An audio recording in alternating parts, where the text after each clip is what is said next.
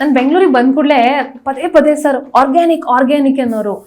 ನಾನು ಆರ್ಗ್ಯಾನಿಕ್ ಏನು ಹಿಂಗೆ ಹೇಳ್ತಿದ್ದಾರೆ ಇವರು ಅಂತ, ಅಂದ್ರೆ ಆರ್ಗ್ಯಾನಿಕ್ ಶುಂಠಿ ಅಂತೆ, ಆರ್ಗ್ಯಾನಿಕ್ ಅಂತ, ಎಲ್ಲದೂ ಆರ್ಗ್ಯಾನಿಕ್, ಏನಕ್ಕೆ ಹಿಂಗೆ ಹೇಳ್ತಿದ್ದಾರೆ ಅಂತ. ನನಗೆ ಆಮೇಲೆ ಅರ್ಥ ಆಗಿರೋದು ಏನಂದ್ರೆ, ನಾವು ನಮ್ಮ ಮನೇಲಿ ಬೆಳ್ಕೊಂಡು ತಿಂದಿರೋದನ್ನ ಇವ್ರು ಆರ್ಗ್ಯಾನಿಕ್ ಅಂತ ಅನ್ಕೊಂಡು ತಿಂತಾ ಇದ್ದಾರೆ ಅಂತ.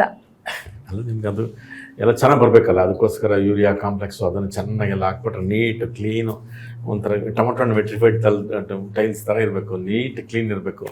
ಹುಳ ಕೂಡ ಅದಕ್ಕೆ ತಗಲ್ಬಾರ್ದು, ಅದು ತಿನ್ನಲೇಬಾರ್ದು. ಆಗ್ತದೆ ಹುಳ ತಿಂದ್ಬಿಟ್ಟಿದ್ದೆ ನಾವು ತಿನ್ಬೇಕು, ಯಾಕೆ ಅವಾಗ ಹುಳನೇ ಬದುಕುತ್ತೆ ಅಂದ್ರೆ ನಾವು ಬದುಕಲ್ವ? ಹೌದಾನೆ? ಹೌದು ಸರ್, ಆ ಥರದ್ದಾಗಬೇಕು. ಓಕೆ.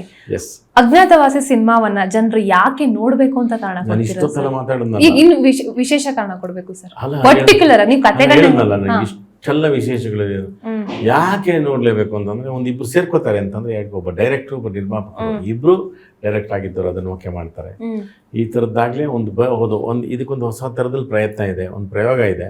ಆಮೇಲೆ ತುಂಬ ಕಮರ್ಷಿಯಲ್ ಆಗಿ ಇಂಟೆನ್ಸಿವ್ ಆಗಿ ಮಾಡಿದಂಥ ಕತೆ, ಒಂದು ವಿಭಿನ್ನತೆ ಇದೆ, ಎಲ್ಲರೂ ಮೆಚ್ಕೊಳ್ಳಂಗಿದೆ ಕತೆನ. ಅದಕ್ಕೊಂದು ಪ್ರಶ್ನೆನೂ ಬರುತ್ತೆ, ಉತ್ತರನೂ ಅವರೇ ಕಂಡುಕೋತಾರೆ ಪ್ರೇಕ್ಷಕರು. ಪ್ರಶ್ನೆನೂ ಅವರೇ ಹುಟ್ಟಾಕೋತಾರೆ, ಉತ್ತರನೂ ಅವರೇ ಕೊಡ್ತಾರೆ. ಈ ದೃಷ್ಟಿಯಿಂದ ಈ ಸಿನಿಮಾ ನೋಡ್ಬೇಕು. ಶಾಕಾರಿ ಸಿನಿಮಾವನ್ನ ಥಿಯೇಟ್ರಿಗಿಂತ ಜಾಸ್ತಿ OTT ನೋಡಿದವರೇ ಜಾಸ್ತಿ. OTT ನೋಡಿ ತುಂಬಾ ಜನ ಮೆಚ್ಕೊಂಡಿದ್ದಾರೆ. ಈಗ ತುಂಬಾ ಜನ ಕಮೆಂಟ್ ಮಾಡಿರೋದು ನೋಡಿದೆ, ಈ ಸಿನಿಮಾವನ್ನ ಥಿಯೇಟ್ರಿಗೆ ಹೋಗಿ ನೋಡ್ಬೇಕು, ನಾವು ಥಿಯೇಟ್ರಿಗೆ ಹೋಗಿ ನೋಡ್ತೀವಿ ಅಂತಾನೂ ಹೇಳ್ತಿದ್ದಾರೆ. ಈ ಬಗ್ಗೆ ಏನು ಹೇಳ್ತೀರಾ ಸರ್? ಹೌದಲ್ವಾ. ಈಗ ಅದೊಂದು ಅಯ್ಯಯ್ಯೋ ನನಗೂ ಕೇಳಿದ್ದಾರೆ, ಅಯ್ಯೋ ಸರ್ ನಾವು ಥಿಯೇಟ್ರ್ ನೋಡೋಕ್ಕಾಗಲಿಲ್ಲ ಅಂತ. ಈಗ ಅದನ್ನು ಎಲ್ಲ ಕುಟುಂಬಸ್ಥರೆಲ್ಲ ಕುತ್ಕೊಂಡು ನೋಡಿದ್ದಾರೆ ಅಂತಂದರೆ, ಅದೇ ಕುಟುಂಬಸ್ಥರೆಲ್ಲ ಸೇರಿ ಥಿಯೇಟ್ರಿಗೆ ಬಂದು ನೋಡಿಕೊಂಡ್ರೆ ನಿಜವಾಗ್ಲೂ ನಮ್ಮ ನಿರ್ಮಾಪಕರಿಗೂ ನಿರ್ದೇಶಕರಿಗೂ ನಮ್ಮ ಅಜ್ಞಾತವಾಸಿ ತಂಡಕ್ಕೆ ಒಂದು ಸಾರ್ಥಕದ ಕ್ಷಣ. ನಿಜವಾಗ್ಲೂ ಅದನ್ನು ಪ್ರೇಕ್ಷಕರು ಹುಸಿ ಮಾಡಲ್ಲ ಅಂತ ಅಂದ್ಕೊಂಡಿದ್ದೀನಿ.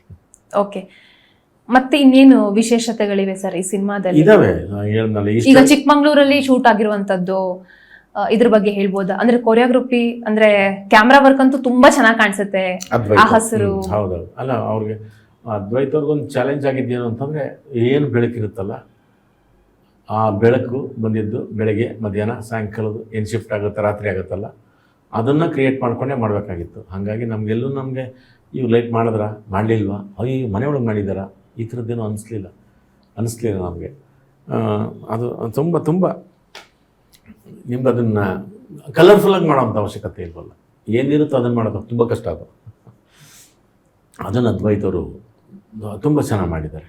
ನಿಮಗೆ ನೋಡೋ ಪ್ರೇಕ್ಷಕನಿಗೆ ಹೌದು ಇದೊಂದು ಸಪ್ರೇಷನ್ ಇದೆ, ಅವ್ರು ನಮ್ಮೆಲ್ಲರ ಮಧ್ಯೆ ಕೂತ್ಕೊಂಡು ಅವ್ನು ನೋಡ್ತಿದ್ದೆ ಅಂತ ಅನಿಸುತ್ತೆ, ಯಾವುದೋ ಪರಿಸರದ ಮಧ್ಯೆ ಆ ಫೀಲ್ನ ಕೊಡುತ್ತೆ ಅವ್ರ ಲೈಟಿಂಗ್. 90 ನಡೆಯೋ ಟೈಮಲ್ಲಿ ಆಗಿರುವಂತಹ ಕತೆ ಇದು. ಆ ಟೈಮಲ್ಲಿ ನೀವು ಒಂದು ಕೇಸನ್ನು ಭೇದಿಸಬೇಕು ಅಂದರೆ, ಆ ಟೈಮಲ್ಲಿ ಅಷ್ಟೊಂದು ಟೆಕ್ನಾಲಜಿ ಮುಂದುವರೆದಿರಲ್ಲ. ಇವಾಗ ಎಲ್ಲದಕ್ಕೂ ಟೆಕ್ನಾಲಜಿ ಅಪ್ಲೈ ಆಗುತ್ತೆ, ಆರಾಮಾಗಿ ನಾವು ಕಳ್ಳರನ್ನ ಹಿಡಿಬೋದು. ಬಟ್ ಆವಾಗ ಅಷ್ಟು ಸುಲಭ ಇಲ್ಲ. ಸ್ಕ್ರಿಪ್ಟನ್ನು ಓದುವಾಗ, ಪಾತ್ರವನ್ನ ಪೋಷಿಸುವಾಗ ನಿಮ್ಗೆ ಏನು ಅನ್ನಿಸ್ತು ಸರ್? ಅಂದ್ರೆ ನಿಮಗೆ ಒಂದಷ್ಟು ಕುತೂಹಲ ಪ್ರಶ್ನೆಗಳು ಹುಟ್ಕೊಳ್ಳುತ್ತೆ. ಇಲ್ಲ, ಯಾವಾಗಲೂ ನಿಮಗೆ ಪೊಲೀಸ್ ಡಿಪಾರ್ಟ್ಮೆಂಟ್ ಯಾವಾಗ ಹುಟ್ಕೊಳ್ಳುತ್ತೋ ಅದಕ್ಕೊಂದು ಯಾರ್ಯಾರನ್ನ ಹೆಂಗೆ ಕಂಡುಹಿಡಬೇಕೇನೋ ಒಂದು ಮೆಥಡ್ ಇರ್ತದಲ್ಲ, ಅದು ಆಮೇಲೆ ಅಪ್ಡೇಟ್ ಆಗಿ ಆಮೇಲೆ ಬರೋದು ವರ್ಷನ್ಸ್ಗಳ ಫೋನ್ ಬರ್ಬೋದು, ಬೇರೆ ಥರದ್ದು ಬರ್ಬೋದು, ಏನೇನೋ ಫಾರೆನ್ಸಿಕ್ ಅದು ಬರ್ಬೋದು. ಆದರೆ ಪೊಲೀಸ್ ಆಯಾ ಕಾಲಕ್ಕೆ ನಿಮಗೆ ಸಂದರ್ಭಕ್ಕೆ ಯಾರ್ಯಾರನ್ನ ಹೆಂಗೆ ಮಾಡಬೇಕು, ಯಾವ್ಯಾವ ಥರ ಮಾಡಿರ್ಬೋದು, ಆ ಅಂಶಗಳೆಲ್ಲ ಆ ಕಾಲಕ್ಕೆ ಕರೆಕ್ಟಾಗಿತ್ತು. ಅದನ್ನು ಹೇಳ್ತೀನಿ ಕೇಳಿ, ಅದನ್ನು ಕರೆಕ್ಟಾಗಿದೆ. ಅವ್ರು ಎನ್ಕ್ವೈರಿ ಹೆಂಗೆ ಮಾಡ್ತಾರೆ, ಅವ್ನು ಸಸ್ಪೆಕ್ಟ್ ಮಾಡ್ಬೋದು, ಅವನ್ನ ಯಾರು ಏನು ಚೇಂಜ್ ಮಾಡೋಕ್ಕಾಗಲ್ಲ. ಸಸ್ಪೆಕ್ಟ್ ಮಾಡೋದು ನಿಮಗೆ ಅದು ಈ ಕಾಲಕ್ಕೂ ಅದೇ, ಅದೇ ಕಾಲಕ್ಕೂ ಅದೇ, ಎಲ್ಲ ಕಾಲಕ್ಕೂ ಅದೇ. ಆ ಅಂಶಗಳೆಲ್ಲ ಇದ್ದು ಅದು 25 ವರ್ಷಗಳು ಆದ್ಮೇಲೆ ಒಂದು ಈ ಥರದ್ದು ಆಗುತ್ತೆ ಅನ್ನೋದು ಇದೆಯಲ್ಲ, ಅದೇ ಒಂದು ಅದನ್ನು ಹೆಂಗೆ ಕಂಡು ಹಿಡಿದ್ರು ಅನ್ನೋದು. ಅದನ್ನು ನೀವು ನಾನು ಹೇಳಿದ್ನಲ್ಲ, ಅದನ್ನು ನಾನು ಡೀಟೇಲ್ ಕೊಟ್ಟರೆ ನಾನು ನಿಮಗೆ ನ್ಯಾವಿಗೇಷನ್ ಮಾಡಿ ರೋಡ್ಗೆ ಹೋಗ್ಬೇಕಾದ್ರೆ ಸಿಗ್ನಲ್ ಹೇಳ್ದಂಗೆ ಆಗುತ್ತೆ, ಲೆಫ್ಟ್ಗೆ ಹೋಗಿ, ರೈಟ್ಗೆ ಹೋಗಿ, ಸೀದಾ ಹೋಗಿ, ಯೂಟರ್ನ್ ತಗೊಳ್ಳಿ ಅಂತ ಹೇಳ್ದಂಗೆ ಆಗುತ್ತೆ. ಅದನ್ನು ಆ ಕತೆಗೆ, ಯಾಕಂದರೆ ಇದು ಮರ್ಡರ್ ಮಿಸ್ಟ್ರಿ ಆಗಿರೋದ್ರಿಂದ ಅದು ನಾನು ಹೇಳಬಾರ್ದು ಅಂತ ಹೇಳೋದು. ಅವಾಗ ಲೆಫ್ಟ್ಗೆ ಹೋಗ್ತಾರೆ ನೋಡಿ ಅಂತ ನೀವು ಹೇಳ್ತೀರ ಆಮೇಲಿಂದ. ಅದು ಆ ಥರದ್ದೇನು ಇಲ್ಲದೆ ನಿಮ್ಮನ್ನು ಆರಾಮ್ಸೆ ನಮ್ಗೆ ಕರ್ಕೊಂಡು ಹೋಗ್ತೀವಿ, ನಿಮ್ಮನ್ನು ಬನ್ನಿ ಅಂದ್ಬಿಟ್ಟು. ಒಂದು ಮಲೆನಾಡಿನಲ್ಲಿ 25 ವರ್ಷಗಳ ನಂತರ ಏನೋ ಆಗುತ್ತೆ. ಅದು ಹೆಂಗಾಗುತ್ತೆ, ಯಾಕಾಗುತ್ತೆ, ಸಿಗಲ್ವಾ, ಅದು ನೀವು ಸಂಪೂರ್ಣ 2 ಗಂಟೆ 2.5 ಗಂಟೆ ಇರ್ತೀರ. ಈಗ ಸಾಕಷ್ಟು ಬಾರಿ ಮಲೆನಾಡಿಗೆ ನೀವು ಭೇಟಿ ಕೊಟ್ಟಿರ್ತೀರಿ, ಶೂಟಿಂಗ್ ಸಲುವಾಗ, ಇನ್ಯಾವುದೋ ಕಾರಣಕ್ಕೂ. ಯಾವ ವಿಚಾರ ತುಂಬಾ ಇಷ್ಟ ಆಗುವಂಥದ್ದು ನಿಮಗೆ ಅಲ್ಲಿ ಮಲೆನಾಡು? ಹೌದು, ಶೂಟಿಂಗ್ ಅಂತಂದ್ರೆ ಶೂಟಿಂಗೇ, ಮಿಕ್ಕಿದ್ದ ನೋಡಲ್ಲ. ಹೌದು, ಅದು ಬಿಟ್ಟು ಅಲ್ಲಿನ ಪರಿಸರ ಘಟ್ಟ, ಆಮೇಲೆ ಘಟ್ಟಗಳಿದಾವಲ್ಲ, ಆ ಬೃಹತ್ ಮರಗಳೇ, ಹೆಂಗೆ ಅದೇ ನನಗಂತ ಯಾವತ್ತೂ ನನಗನ್ಸೋದು, ಮನುಷ್ಯ ಇಷ್ಟು ದಪ್ಪ ಬೆಳೆಯೋಕ್ಕಾಗಲ್ಲ. ಈ ನೇಚರ್ ಹೆಂಗೆ ಅದ್ರ ಮರ ಅಲ್ಲಿ ಎಲೆ ಬಿದ್ದು ಅದ್ರ ಫಂಗಸ್ ಆಗಿ ಎಲ್ಲ ಮಾಡ್ಕೊಂಡು ಅಷ್ಟು ದಪ್ಪ ಆಗುತ್ತೆ, ಆ ಮಳೆ ಕರೆಸ್ಕೊಳ್ಳುತ್ತೆ, ಎಲ್ಲ ಮಾಡ್ಕೊಳ್ಳುತ್ತೆ. ಅದು ಕಾವಲು ಯಾರು ಅಂದರೆ ಮತ್ತೆ ಪ್ರಕೃತಿನೇ ಕಾವಲು. ಅದು ನನಗೆ ಯಾವಲು ಕೌತುಕ ಮತ್ತು ಕುತೂಹಲ ಮತ್ತು ಉತ್ಸಾಹ. ನನಗೊಂಥರ ಒಂದು ನನಗೆ ಮೋಟಿವೇಶನ್ ಅದು. ಹೌದಲ್ಲ, ಹೆಂಗೆ ಅಂತ ನನಗೆ ಯಾವತ್ತೂ ಆ ಪರಿಸರ ನೋಡಿದಾಗ, ಆ ಮರಗಳು ನೋಡಿದಾಗ ತುಂಬ ಖುಷಿ ಆಗುತ್ತೆ. ಆ ಚಿಗುರು ನೋಡಿದಾಗ ಖುಷಿ ಆಗುತ್ತೆ, ಮರಗಳು ನೋಡಿದಾಗ ನನಗೆ ಭಾಳ ಖುಷಿ ಆಗುತ್ತೆ. ನನಗೆ ಅದನ್ನು ನಾನು ಗಂಟೆ ನೋಡ್ತಾ ಕಾಲ ಕಳೀತೀನಿ ನಾನು ಓಕೆ ಆ ಪರಿಸರನ. ಸರ್, ನಿಮ್ಮ ಜೀವನದ ಮೋಟಿವೇಶನ್ ಏನು ಸರ್? ಎಲ್ಲ ಮನುಷ್ಯರಾಗಿರೋದು ಅಷ್ಟೇ, ಅದಕ್ಕೇನು ಬೇಕು. ಮೊದಲು ಮಗುವಾಗಿರ್ತೀವಿ, ಆಮೇಲೆ ಅಧ್ವಾನ ಆಗ್ತೀವಿ, ಆಮೇಲೆ ಮತ್ತೆ ಮನುಷ್ಯರಾಗಿ ಇರಬೇಕು. ಏನು ಬರುತ್ತೋ ಒಂದಷ್ಟು ಒಳ್ಳೆಯ ನೆನಪುಗಳನ್ನ ಪ್ರೇಕ್ಷಕರು, ಕಲಾವಿದನಾಗಿದ್ದರಿಂದ ಒಂದಷ್ಟು ಒಳ್ಳೆಯ ನೆನಪುಗಳನ್ನ ಪ್ರೇಕ್ಷಕರು ಕೊಡಬೇಕು, ಅವ್ರ ಮೇಲಕ್ಕಾಗಂಗಿರಬೇಕು. ಅವಾಗ ಏನೇನೋ ಅವರು ನೆನಪು, ಈಗ ಮೊಬೈಲ್ ಇರೋದ್ರಿಂದ ಏನೇನೋ ನೆನಪಿಸ್ಕೋತಿರ್ತಾರೆ ನಂದು ಯಾವ್ಯಾವ ಯಾಕೋ ಯಾವ ರೀಲ್ಸ್ ನೋಡಿದ್ರು ಅದನ್ನ ಮಾಡ್ತಾರೆ ನೆನೆಸ್ಕೋತಿರ್ತಾರೆ. ಅದೆಲ್ಲ ನಾನು ಒಂಥರ ಆಗೋದಲ್ಲ.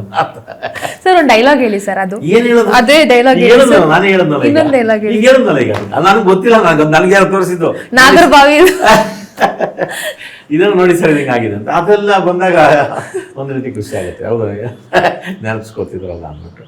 ಅದಲ್ಲದೆ ಸಿನಿಮಾ ನಮ್ದು ಈಗ ಸಪೋಸ್ ನನ್ನ ಶಾಕಾರಿ ಬಗ್ಗೆ ಆಗ್ಬೋದು, ಅಜ್ಞಾತವಾಸಿ ಆಗ್ಬೋದು, ಈಗಿನ ಈ ರೀಲ್ಸ್ ಇದನ್ನು ಟ್ರೈಲರ್ ಬಿಟ್ಟ ಮೇಲೆ ನೋಡಿದ್ಮೇಲೆ ಅದು ಫಸ್ಟ್ ನಾನು ಬಂದದೇ ಹೇಳಿದ್ದು ಸಖತ್ ಇಂಟ್ರೆಸ್ಟಿಂಗ್ ಆಗಿದೆ ನೋಡ್ತೀವಿ. ಏನು ಸರ್ ಹೆಂಗೆಂಗೋ ಅನ್ಸ್ಬಿಡ್ತಲ್ಲ ಸರ್. ಅದು ಮೊನ್ನೆ ನಮ್ಮ ಗಣೇಶ್ ಅವ್ರದ್ದು ಮುಹೂರ್ತಕ್ಕೆ ಹೋದಾಗ ಅಲ್ಲಿ ಸುಮಾರು ಜನ ಅದೇ ಹೇಳಿದ್ದು. ಅದು ನಾನು ಮತ್ತೆ ರವಿಶಂಕರ್ ಗೌಡ್ರು ಇಬ್ಬರು ಒಟ್ಟಿಗೆನೇ ಇದ್ವಿ. ಅವ್ರು ಅದೇ ಹೇಳಿದ್ದು ಎಲ್ಲರೂ ಬಂದು, ಸಖತ್ತಾಗಿದೆ ಸರ್ ಅಜ್ಞಾತವಾಸಿದು, ಟ್ರೈಲರ್ ಚೆನ್ನಾಗಿದೆ, ನೋಡ್ಬೇಕು ಮತ್ತೇನೋ ಏನು ಬೇರೆ ಏನೋ ಇದೆಯಲ್ಲ, ಹಿಂಗೇನೋ ಬಂದು ಹೇಳ್ತಾರೆ. ಖುಷಿ ಆಗುತ್ತೆ ಅದಷ್ಟೇ. ಓಕೆ, ಇಷ್ಟೊತ್ತು ಸುವರ್ಣ ನ್ಯೂಸ್ ಜೊತೆ ಸಾಕಷ್ಟು ವಿಷಯಗಳನ್ನು ಹಂಚ್ಕೊಂಡ್ರಿ sir. Thank you so much. ನಿಮ್ಮ ಸಿನಿಮಾವನ್ನು ವೀಕ್ಷಕರು ಥಿಯೇಟ್ರಿಗೆ ಹೋಗಿ ನೋಡಲಿ ಅಂತ ಆಶಿಸ್ತೀನಿ. Thank you sir. April 11 Agnyathavasi, ಎಲ್ಲರೂ ಬಂದು ಥಿಯೇಟ್ರಲ್ಲಿ ನೋಡಿ. ನಮಸ್ತೆ. Thank you.